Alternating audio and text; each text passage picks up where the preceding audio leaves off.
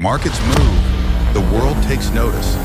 This is NextMoney Signal, your daily briefing for those who make financial moves that matter. You know how we're always looking for those smarter ways to get ahead? To really understand wealth creation without, drowning in information? Absolutely. And, well, that's why we're here. Right. So today we're diving deep into something pretty huge happening, kind of under the radar, actually. A $3 trillion wealth transfer. It's an enormous figure. And the driver. It's demographics, plain and simple. The baby boomers are hitting retirement age. And that means a massive shift in who owns businesses. Think about it. Over 1.1 million small business owners just in the UK might be looking for an exit. And in the US, 5 times that number. It's huge. It's fundamentally reshaping things. Yeah, definitely not just a small trend. So our mission for this deep dive is to, cut through the noise and really grasp one key way smart people are tapping into this. And one person doing exactly that, maybe someone you haven't heard much about, is James Sinclair. He's not just observing, he's actively acquiring these businesses. Okay, James Sinclair. And his method is what's really interesting. Yeah, exactly. He's primarily using something called vendor finance. Vendor finance. Okay, let's unpack this, because it's probably not what first springs to mind. We usually think, big pile of cash or complex bank loans. Right, forget that for a moment. This is different. Sinclair is essentially getting the sellers to help finance the purchase of their own business. How does that work in practice?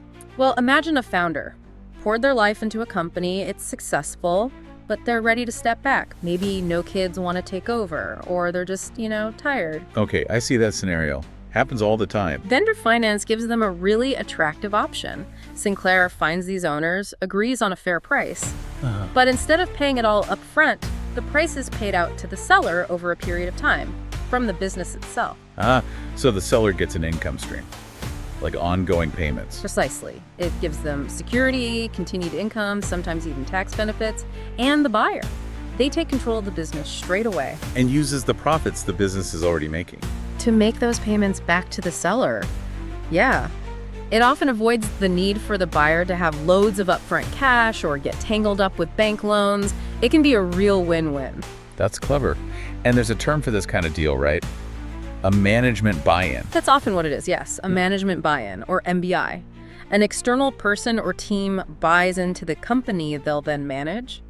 And honestly, it's a major wealth-building opportunity that flies under the radar for many. It makes sense. You're buying something already working. Exactly. That's the huge advantage over starting from scratch, isn't it? You get customers, cash flow, momentum. It's all there. You're not building the engine in the car. You're just sort of taking the wheel of a car that's already moving. A great analogy. And the fact that vendor finance is often part of this shows how financially savvy people are leveraging the value that's already in these businesses. And the seller financing it. They must have some confidence it'll keep running well. Well, yes. Their payments depend on it. So interests are aligned, which usually means a smoother handover, better outcomes for everyone involved. It's quite elegant, really. Okay, so summing this up. Yeah. This huge $3 trillion transfer isn't just some abstract number. Not at all. It's creating real opportunities for buying existing businesses.